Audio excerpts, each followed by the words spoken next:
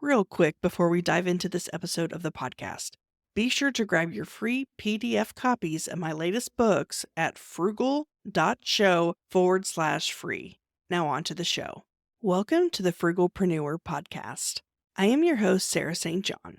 This episode is what I refer to as a showcase episode where I feature a bootstrapped entrepreneur and they briefly share their tips, tricks, tactics, techniques, and tools that help them bootstrap their business and the successes and failures along the way.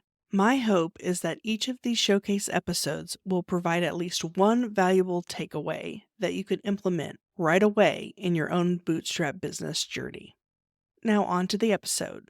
I actually started my career in marketing and started my business working for a church. Worked in communications, handling things like the Sunday bulletin and the website and a lot of other boring church related things. When you're working for a church, you don't really make enough money to survive. And so I decided to start a business, which I called Kyler Creative on the side, just to kind of supplement some of that income. At the time, really all I focused on was graphic and web design. But over the years, over the next 5 or 6 years, my business sort of evolved into more a marketing focus. So I went through the story brand certification process pretty early on. I started working with copywriters and really started to shift my attention into this niche of working with course creators and memberships to help them make money off what they know. So today, fast forward to 2022, 2023, that's what we do. Our agency is pretty small, but we work specifically with courses and memberships and help those brands size their knowledge through, again, courses, memberships, digital downloads, things like that. When I first started my business, like I mentioned, I was working at a church. And so I didn't really have a ton of money to go out and buy a bunch of fancy things. And so really all I had at the time was a laptop, which was the laptop my parents gave me to go to college. I was still using that. And I had an apartment room and an apartment that I had shared with several friends. And so that's how I got started. I didn't go out and buy a bunch of fancy equipment. I didn't go out and subscribe to the latest software. Really, all I had was my laptop, some free design software, email. I think at that time, my monthly expenses were probably under $20 or $30 a month. And that's really how I got started. I just made sure that I was keeping my expenses super low to get this thing off the ground.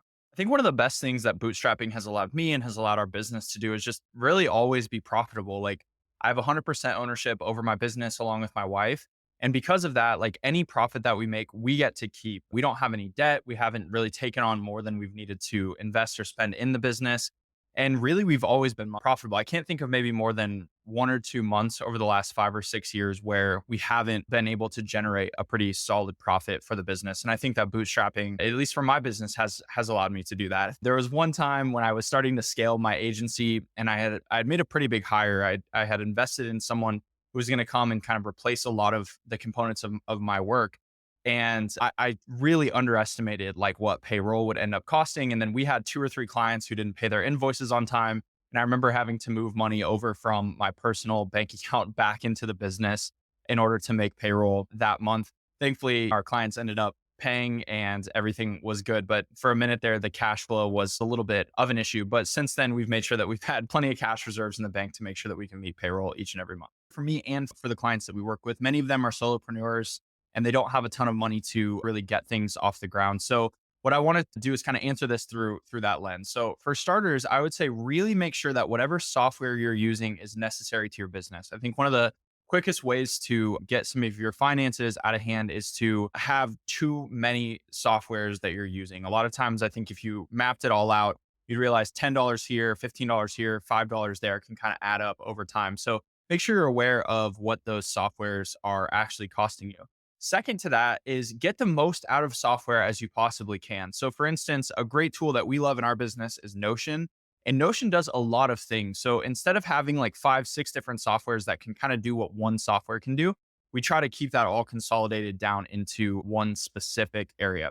The other thing that I would add, and this really goes for our clients, we've done this a little bit, but it's specific to these clients who are launching courses and memberships, is make sure that when you are investing, because there's times in your business where you're going to need to make sure that you're putting money where it needs to go. Make sure you're investing in software, make sure you're investing in things, make sure you're investing in people that are going to drive the business forward. Don't have your biggest expenses be things that are just that, they're expenses. Instead, make sure that the money you're investing is an investment and that whatever you're investing in is going to help drive the business forward.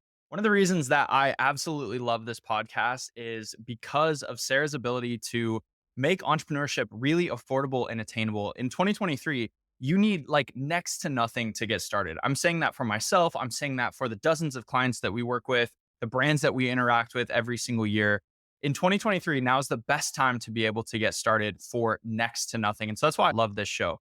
I would really just say press into that. Don't get sidetracked by all of the bells and whistles and the fancy things that you can invest in. My business is proof, and the businesses that we work with are proof that you can have a successful business bootstrapping it. You can have a successful business being frugal, not spending outside of your means, and not taking on unnecessary investments.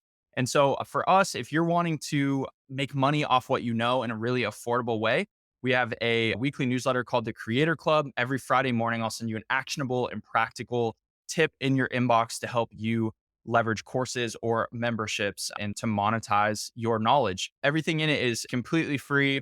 We don't sell you anything in there. It's something that you can use. You can take it, implement in your business, and start making money tomorrow. You can grab that at kylercreative.com/newsletter.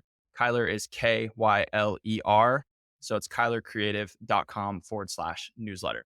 I hope you enjoyed that episode and were able to take away a valuable nugget of information that you can implement right away in your own business. If you feel your story would be valuable for the listeners of this show, please visit frugal.show/guest. Thank you so much for listening to this episode. If you haven't already, don't forget to grab your free PDF copies of my latest books at frugal.show/free. Until next time.